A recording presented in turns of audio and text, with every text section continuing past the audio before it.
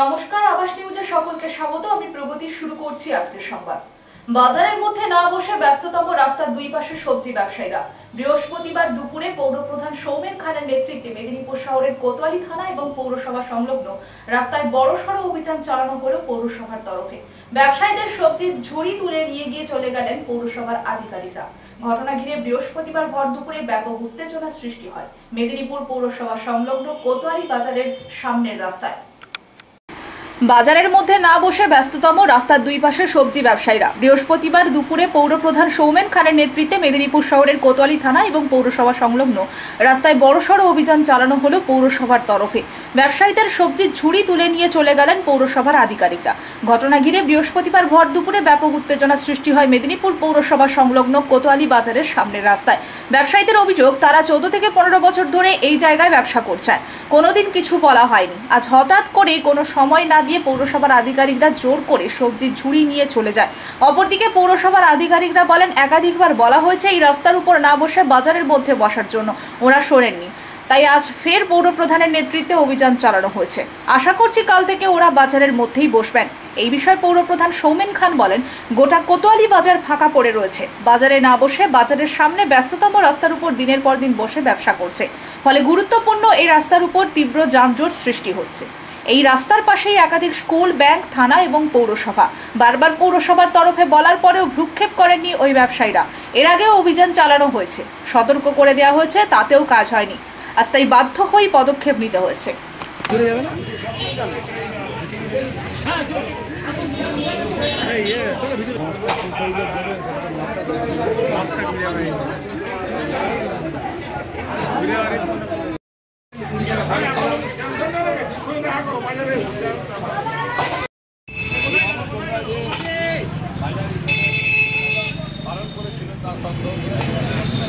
একবার তোমাদের তো অনেক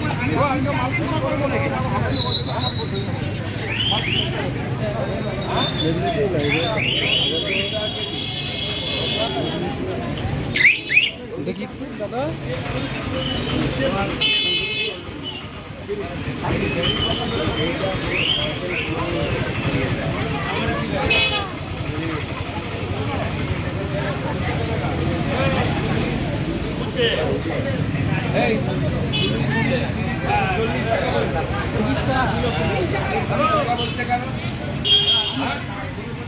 একই বাজারে পাশাপাশি ও 30 টাকা 40 টাকা 30 টাকা বলে 40 না না 30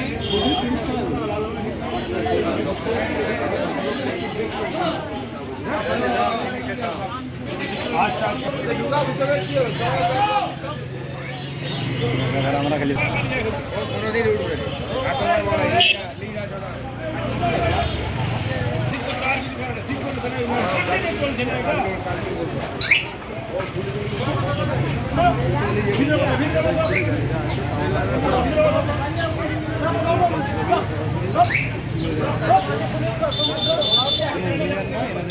করে বলা হচ্ছে যে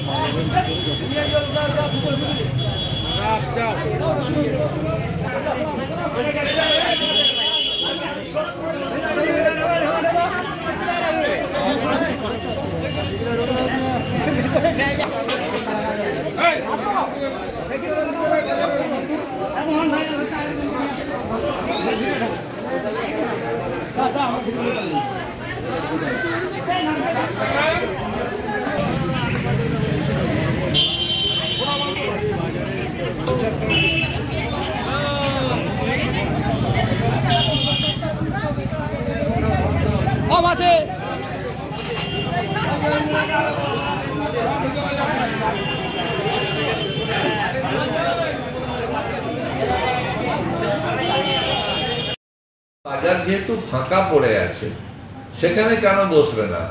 সেখানে বসতে হবে। আমরা তাই তাদেরকে অন্তত প্রতি মাসে 3 বার 4 বার করে আমাদের লোকরা যাচ্ছে, তাদেরকে বলছে, তাদেরকে দিয়ে সরিয়ে দিয়ে আবার ঠিক এসে যাচ্ছে। আজকেও ঠিক এসে বসেছিল আমাদের পুরসভার কর্মীরা, তাদেরকে তুলে নিয়ে গিয়ে আমাদের সেই জায়গাতে, যে বাজারের আছে যেখানে ফাঁকা যদি জায়গা না থাকতো তাহলে হতো। বাজার ফাঁকা, আমি রাস্তায় বসবো, সেটাও করতে দেওয়া হবে না। এই রাস্তা দিয়ে বিভিন্ন এতগুলো স্কুল, ব্যাংক, পৌরসভা, থানা, সাধারণ মানুষ যেতে পারছে না, সেখানে আমি রাস্তায় সবজি নিয়ে বসবো এবং যে কিনবে তাকেও রাস্তায় দাঁড়াতে হচ্ছে, সেই রাস্তায় বসছে। এই জিনিসটা আমরা ধারাবাহিকভাবেই করব। এখন মানুষকে সচেতন হতে হবে। মুখ্যমন্ত্রী বলছেন, আমরা বলছি, মানুষ চাইছে, বাজার কমিটি তারা চাইছে, তো মানুষের সদিচ্ছাটা অভাব। লোকসভা নির্বাচনের কারণে সরকারি কিছু কাজ থমকে থাকলেও ভোট পর্ব মিটতেই ঝাড়গ্রাম জেলার নানা রাস্তার শিলান্যাস হলো রাজ্যের মন্ত্রী বীরবাহা হাঁসদার হাত ধরে। পশ্চিমাঞ্চল উন্নয়ন পর্ষদের আর্থিক সহায়তায় ঝাড়গ্রামের দুটি মূল রাস্তার শিলান্যাস। মুখ্যমন্ত্রী মমতা বন্দ্যোপাধ্যায়ের উদ্যোগে উন্নয়নের জোয়ার গোটা রাজ্য জুড়ে। তার ব্যতিক্রম হয়নি জঙ্গলমহলের অরণ্য সুন্দরী ঝাড়গ্রাম জেলায়। লোকসভা নির্বাচনের কারণে সরকারি কিছু কাজ থমকে থাকলেও ভোট পর্ব মিটতেই ঝাড়গ্রাম জেলার নানা রাস্তার শিলান্যাস হলো রাজ্যের মন্ত্রী বীরবাহা হাঁসদার হাত ধরে। এদিন ঝাড়গ্রাম জেলার দুটি মূল রাস্তার শিলান্যাস হয়। জানা গিয়েছে, ঝাড়গ্রামের রাধানগর অঞ্চলের লালবাজার থেকে সেবায়তন পর্যন্ত প্রায় 2 কিলোমিটার রাস্তা ও বিনপুর 1 নম্বর ব্লকের নিপুরা অঞ্চলের একটি রাস্তার শিলান্যাস করেন ঝাড়গ্রাম বিধানসভার বিধায়ক তথা রাজ্যের বনমন্ত্রী ও পশ্চিমাঞ্চল উন্নয়ন পর্ষদের সভাপতি বীরবাহা হাঁসদা। জানা গিয়েছে, প্রায় 1,35,00,000 টাকা এই রাস্তার জন্য বরাদ্দ করা হয়েছে পশ্চিমাঞ্চল উন্নয়ন পর্ষদের পক্ষ থেকে। এদিন এই রাস্তার শিলান্যাস ঘিরে মহা সমারোহে লক্ষ্য করা যায়। সাধারণ মানুষের মধ্যে মিষ্টি বিতরণের পাশাপাশি মন্ত্রী বীরবাহা হাঁসদা ফিতে কেটে এই রাস্তার শিলান্যাস করেন। মন্ত্রী বীরবাহা হাঁসদা বলেন, জনপ্রতিনিধি হিসেবে শুধু কর্তব্য পালন করলাম। দীর্ঘদিন মানুষদের দাবি ছিল এই রাস্তা নিয়ে, অনেক অভিযোগও পেয়েছি, সেই মোতাবেক এই রাস্তা নির্মাণের উদ্যোগ গ্রহণ করা হলো। এদিন মন্ত্রী জানান, এই বছরের জন্য বহু উপহার রয়েছে জঙ্গলমহলবাসীদের জন্য। যতদিন এগাবে উন্নয়নও ভরে যাবে এই অরণ্য সুন্দরী ঝাড়গ্রাম। এদিন তিনি বলেন, মোট 35টি রাস্তার শিলান্যাস ও উদ্বোধন রয়েছে, দ্রুত সেই কাজ শেষ হবে। এদিনের অনুষ্ঠানে উপস্থিত ছিলেন মন্ত্রী বীরবাহা হাঁসদা, ঝাড়গ্রাম ব্লকের পঞ্চায়েত সমিতির প্রাক্তন সভাপতি রেখা সরণি সহ অন্যান্য বিশিষ্ট মানুষজনেরা। এই রাস্তার শিলান্যাস ঘিরে সুথি এলাকার মানুষজনদের উন্মাদনা ছিল চোখে পড়ার মতো। এই রাস্তার শিলান্যাস হতেই খুব খুশি সাধারণ মানুষজন।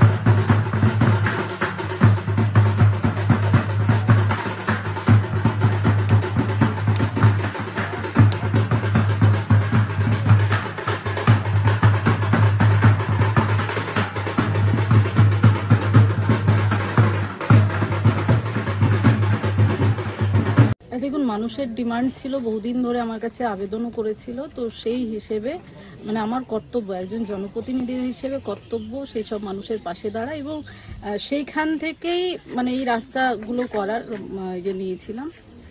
এবং আমি চাই আমার ঝাড়গ্রাম এলাকার প্রত্যেকটা মানুষ ভালো থাকুক। তাদের যে ছোট ছোট ডিমান্ডগুলো যেটা আমার দ্বারা সম্ভব হবে, আমি অবশ্যই তাদের জন্য করতে রাজি। টোটাল দুটি রাস্তা সহ এখনো পর্যন্ত কতগুলি স্কিম ধরা হয়েছে? দেখুন, এখনো পর্যন্ত আমার 35টা মতো স্কিম ধরা আছে পুরো ঝাড়গ্রাম ডিস্ট্রিক্টে। জঙ্গলমহলবাসীর জন্য এবছরের বাড়তি পাওনা কি? দেখুন, জঙ্গলমহল বাসীর জন্য এবছরের বাড়তি পাওনা অনেক কিছুই আছে। মানে যত দিন এগোবে প্রত্যেকদিন মানুষ একটা একটা করে দেখতে পাবে। আমি নিজের মুখে কিছু বলবো না, মানুষ দেখে বিচার করবে যে কাজকর্ম হয় কিনা। জাতীয় সড়কের উপর পথ দুর্ঘটনায় গুরুতর আহত হলেন গাড়ির চালক। অল্পের জন্য প্রাণে বাঁচলেন গাড়ির খালাসি।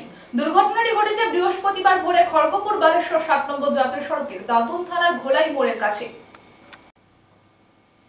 কলকাতা ধর্মতলা চলো কর্মসূচি সফল করতে কাঁথি দেশপ্রাণ ব্লকের তৃণমূল কংগ্রেসের প্রস্তুতি সভায় গোষ্ঠীদ্বন্দ্ব কার্যত প্রকাশ্যে এলো। কলকাতা ধর্মতলা চলো কর্মসূচি সফল করতে কাঁথি দেশপ্রাণ ব্লকের তৃণমূল কংগ্রেসের প্রস্তুতি সভায় গোষ্ঠীদ্বন্দ্ব কার্যত প্রকাশ পেল। মুখ্যমন্ত্রী তথা তৃণমূল সুপ্রিমো মমতা বন্দ্যোপাধ্যায়কে আর্জি জানান কাঁথিতে তৃণমূল কংগ্রেসকে বাঁচান। কাঁথিতে দল কিভাবে আছে খোঁজ খবর নেই, কাতর আর্জি জানান তৃণমূল নেতৃত্বরা। সভা থেকে নাম না করে তৃণমূল কংগ্রেসের সভাপতি পীযূষ কান্তি পণ্ডা ও পূর্ব মেদিনীপুর জেলা পরিষদের সভাধিপতি তথা বিধায়ক উত্তম পারিককে আক্রমণ করেন খোদ তৃণমূল নেতৃত্বরা। প্রস্তুতি সভা থেকে কাঁথি সাংগঠনিক জেলা যুব তৃণমূলের সভাপতি তথা কাঁথি পুরসভার পুরপ্রধান সুপ্রকাশ গিরি ও কাঁথি সাংগঠনিক জেলার সাধারণ সম্পাদক তরুণ জানার নাম না করে দলের নেতৃত্বদের তোপ দাগলেন। বিরোধী দলনেতা শুভেন্দু অধিকারী জেলা তৃণমূলের গোষ্ঠীদ্বন্দ্ব কার্যত রাজনৈতিক মহলে চর্চা শুরু হয়েছে। 21শে জুলাই কলকাতা ধর্মতলা চলো কর্মসূচি সফল করতে কাঁথি দেশপ্রাণ ব্লকের তৃণমূল কংগ্রেসের বসন্তিয়া হাইস্কুল মাঠে প্রস্তুতি সভা হয়। এদিন প্রস্তুতি সভায় উপস্থিত ছিলেন রাজ্যের কারা দপ্তরের মন্ত্রী অখিল গিরি, কাঁথি সাংগঠনিক জেলা যুব তৃণমূলের সভাপতি তথা কাঁথি পুরসভার পুরপ্রধান সুপ্রকাশ গিরি ও কাঁথি সাংগঠনিক জেলার সাধারণ সম্পাদক তরুণ জানা সহ তৃণমূল কংগ্রেসের ব্লক থেকে জেলা নেতৃত্বরা। এছাড়াও উপস্থিত ছিলেন একাধিক গ্রাম পঞ্চায়েতের প্রধান উপপ্রধান সহ পঞ্চায়েত সমিতির সদস্যরা। সংগঠনের কোন কর্মী নেতা ব্লক সংগঠনের কেউ ডাক পায়নি এরকম বলতে পারবেন না একটা ব্লক। কিন্তু আজকের দিনে দাঁড়িয়ে আমাকে কষ্ট হয়, আজকের দিনে দাঁড়িয়ে যে তৃণমূল কংগ্রেসের সুপ্রিমো যার নীতি আদর্শ যে নেত্রী মমতা বন্দ্যোপাধ্যায়কে বিজেপির কর্মীরা দিনের পর দিন আক্রমণ করে ফুফা খালা বলে বিভিন্ন দুর্নীতিগ্রস্ত বলে এই সরকারকে তারা আক্রমণ করে, কিন্তু আমাদের নেত্রী মমতা বন্দ্যোপাধ্যায় স্বামীজির আদর্শে অনুপ্রাণিত। আমাদের নেত্রী মমতা বন্দ্যোপাধ্যায় প্রাক্তন রাষ্ট্রপতি এপিজে আব্দুল কালামের কথাকে বিশ্বাস করেন। এপিজে আব্দুল কালাম রাষ্ট্রপতি বলছিলেন, প্রাক্তন রাষ্ট্রপতি, আমাকে যারা ঘৃণা করে, আমার যারা সমালোচক, তাদের নিয়ে ভাববার মতো সময় আমার নেই। যারা আমাকে ভালোবাসে তাদেরকে ভালোবাসতে ব্যস্ত বক্তা প্রাক্তন রাষ্ট্রপতি এপিজে আব্দুল কালাম সাহেব। আর মমতা বন্দ্যোপাধ্যায় আমাদের নেত্রী। আপনাদের কিসের কথা বলছেন? আমরা চাই আসুন সকলে মিলে লড়াই করে এই সংগঠনকে মজবুত করতে হবে। আর 1.5 বছরের কম সময় আছে, বিধানসভা নির্বাচন আছে। সেই নির্বাচনে একত্রিত হয়ে মন্ত্রীবদ্ধভাবে আমরা ছোটবেলায় পড়েছিলাম, একটা লাঠিকে জোর করে ভেঙে দেওয়া যায়। আস্তে আস্তে আস্তে এই জল খাওয়া যাবে, জল খাওয়া যাবে, দাঁড়াও একটু। আমরা ছোটবেলায় পড়েছিলাম, যদি আপনি একটা লাঠি কে ভাঙতে দেয়, একটা লাঠি চুপ করে ভেঙে দেওয়া যায়। কিন্তু যদি 10টা লাঠি একসঙ্গে হয়, সে লাঠি ভাঙা যায় না। কিন্তু আপনি নিজে 10টা লাঠিকে এক করতে দেননি, আপনি নিজে 10টা লাঠি যাতে এক হয় তার চেষ্টা করেননি। আর এখন একে বলছেন, তাকে বলছেন, ওকে বলছেন, শীত বাঁচানো যাবে না। মিথ্যেবাদীদের সময় হয়ে গেছে, মিথ্যে কথা দিয়ে বেশি দিন আটকে রাখা যাবে না। বাংলার মানুষ, কাঁথির মানুষ ধরতে পেরে গেছে, মিথ্যে কথা বলে এইভাবে গদ্দারদের সঙ্গে অ্যাডজাস্ট করে গোপন করে হঠাৎ করে বেশি দিন টিকে থাকা যাবে না। আমরা মাঠে নন্দীগ্রাম বিধানসভা গ্রাম পঞ্চায়েতে আসরতলা 27 নম্বর বুথে একটি ফুটবল গ্রাউন্ডের পাশে খালপাড়ের মাটি সম্পূর্ণ কেটে নিয়ে বড় বড় গাছের শিকড় সম্পূর্ণ আলগা করে দেওয়ার অভিযোগ উঠল। নন্দীগ্রাম বিধানসভা গ্রাম পঞ্চায়েতে আসরতলা 27 নম্বর বুথে একটি ফুটবল গ্রাউন্ডের পাশেই খালপাড়ের মাটি সম্পূর্ণ কেটে নিয়ে বড় বড় গাছের শিকড় সম্পূর্ণ আলগা করে দেওয়ার অভিযোগ উঠল। নন্দীগ্রাম 2 পঞ্চায়েত সমিতি থেকে টেন্ডার হওয়া 27 নম্বর আসরতলা বুথে একটি কংক্রিটের রাস্তার বরাদ্দ পায় পাল এন্টারপ্রাইজ নামক একটি ঠিকাদার সংস্থা।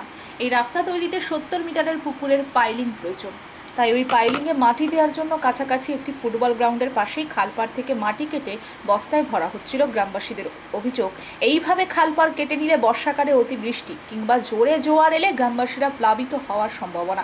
তাই গ্রামবাসীরা আজ সকালে ঠিকাদার সংস্থার শ্রমিকদের কাজ করতে এলে তাদেরকে বাধা দেন ও কাজ সম্পূর্ণ বন্ধ রাখে।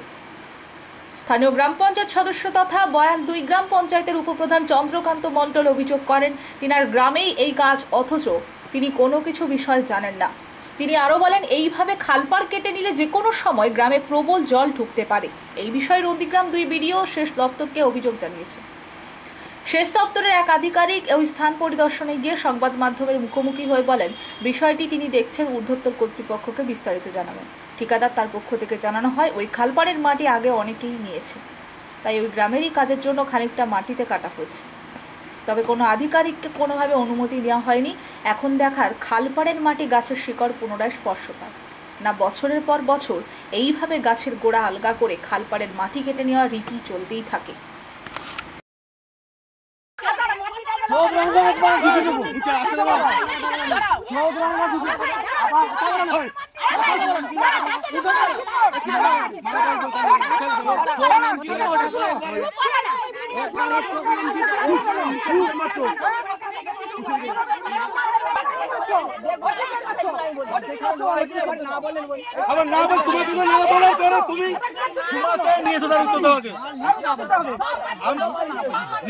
কালকে রাত্রে যখন আমি তোমাকে ফোন করলাম তুমি আমাকে কি বলছিলে যে ঠিক আছে আমি দেখে নেবো, তুমি আমার সঙ্গে চ্যালেঞ্জ করছিলে, কাল তুমি আমার সঙ্গে কাল চ্যালেঞ্জ করছিলে, ঠিক আছে তুমি আমার সঙ্গে চ্যালেঞ্জ করছিলে কাল।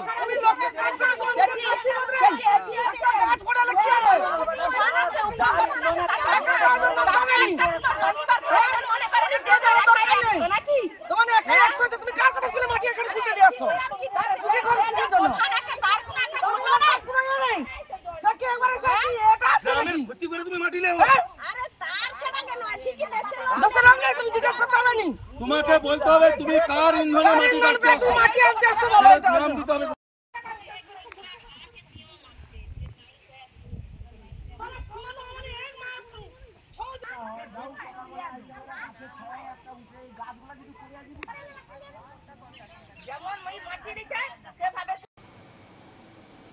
আজ বিশ্ব জনসংখ্যা দিবস, যা জনসংখ্যার সমস্যাগুলির জরুরি এবং গুরুত্বের উপর বিশেষ আলোচনা ও বাল্যবিবাহ প্রতিরোধ, গর্ভধারণ নিয়ন্ত্রণে বিশেষ বিশেষ বার্তা বা আলোচনার ব্যবস্থা করল পূর্ব মেদিনীপুর জেলা প্রশাসন।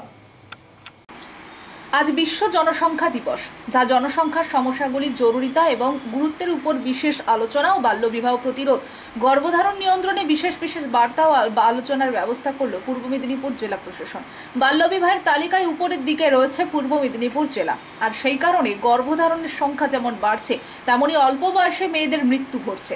জেলার মানুষদের সচেতন করতে জেলা প্রশাসন ও জেলা স্বাস্থ্য দপ্তরের পক্ষ থেকে বিশ্ব জনসংখ্যা দিবসে বিশেষ আলোচনার ব্যবস্থা করা হয়। পাশাপাশি মহিলাদের গর্ভধারণ নিয়ন্ত্রণের ব্যবস্থা করা হয়। পূর্ব মেদিনীপুর জেলার তমলুক ব্লকের অনন্তপুর প্রাথমিক স্বাস্থ্য কেন্দ্রে অনুষ্ঠানটি অনুষ্ঠিত হয়। উপস্থিত ছিলেন অতিরিক্ত জেলাশাসক জেলা পরিষদ অনির্বাণ কোলে, অতিরিক্ত জেলাশাসক সাধারণ সৌভিক চট্টোপাধ্যায়, জেলার মুখ্য স্বাস্থ্য আধিকারিক বিভাস রায়, পাবলিক হেলথ নার্সিং অফিসার সীমা মাইতি সহ প্রশাসনিক আধিকারিক সহ অন্যান্যরা। এদিন প্রায় 219 জন মহিলার লাইগেশন অপারেশন হয়। মুখ্য স্বাস্থ্য আধিকারিক বিভাস রায় জানান, সারা বছর ধরে আশাকর্মীরা বাড়ি বাড়ি গিয়ে মেয়ে সহ পরিবারের লোকজনদের বোঝানোর কাজ করে চলছে। অনেকটা জনসংখ্যা নিয়ন্ত্রণ সম্ভব হচ্ছে, আগামী দিনে আরো ভালো কাজ করতে হবে আমাদের। সারা রাজ্যে পূর্ব মেদিনীপুর জেলা শিক্ষার হারে যেখানে এগিয়ে, সেখানে বাল্যবিবাহ গর্ভধারণের নিয়ন্ত্রণে আনতে উদ্বিগ্ন জেলা প্রশাসন। সমগ্র উপস্থাপনাটি পূর্ব মেদিনীপুর জেলা স্বাস্থ্য এবং পরিবার কল্যাণ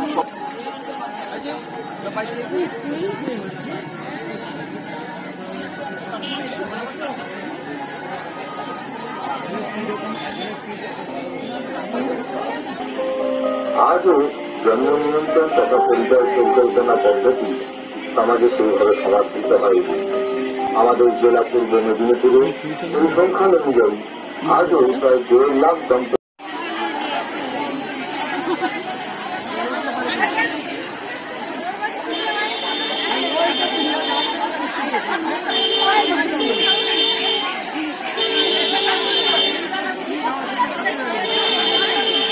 এটা কি চাচ্ছেন? এই অপারেশনটা চাচ্ছেন তো? হ্যাঁ হ্যাঁ, আমরা অপারেশন চাচ্ছি। কারণটা কি? কারণটা ছেলে মেয়ে হয়ে গেছে, আর অপারেশন হবে না, কি হবে?